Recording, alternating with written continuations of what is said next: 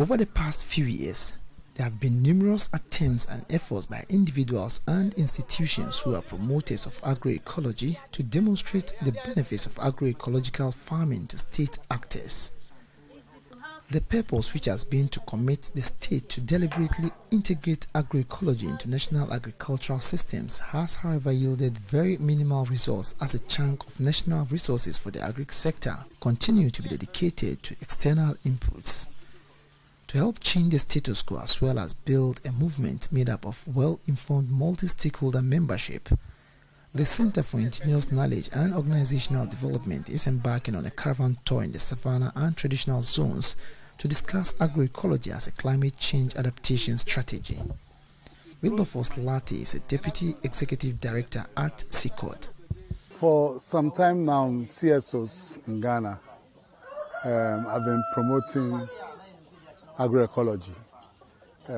Despite the numerous engagements, we realize that things are not really improving. And so in June this year, we had some discussions with the ministry, and then we managed to agree with them to organize a national dialogue. And as a follow-up to that meeting, we felt that we needed to bring the policymakers to see some of the hotspots that we have identified, to buttress home our call for agroecology as a strategy for climate change adaptation. So that's why we are here. For the Acting Director at the Directorate of Crop Services of the Ministry of Food and Agriculture, Dr. Solomon Ansa, there is the need for a documentation of traditional knowledge as a means of benefiting future generations. Traditional knowledge is part and parcel of agroecology. And from what I've seen, the farmers, you could see that they are so abreast with the technologies, the traditional knowledge that they have acquired. But I think what we need to do, or what they need to do, is to document them. Because that is the only way that future generations can also have access to. It's very important. And if possible, they should also take data, because it is data that will help them to take informed decisions. And I recommend that they do that. He however called for the establishment of more demonstration farms that would serve as learning sites for people who want to venture into agroecology.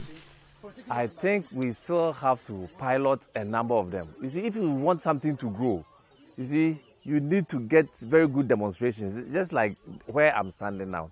So once we have a number of pilots, then we send, the students, the youth, the women. I don't even want to mention men, because that's for men. Sometimes we can be very troublesome.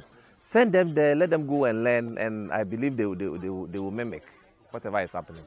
Bono Regional Acting Manager at ActionAid, Kwame Ephraim Dentra, called for the encouragement of the youth into agroecological farming, a move he said would help minimize youth unemployment.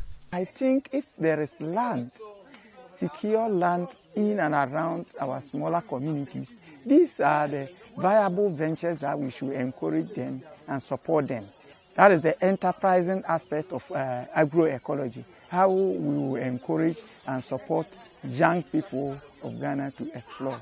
And this thing will not need much capital to venture in. Olawumi Benedict is an organic farmer, a trainer and an advocate for the participatory guaranteed systems. She called on policymakers to institute at least an agroecological training center in each of the 216 districts across the country.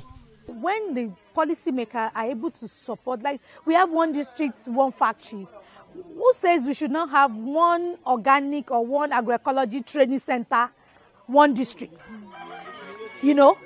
If you have that policy, it will help, because more farmers will learn from the grassroots. Reporting for Joy News, Anas Sabit, Teachiman.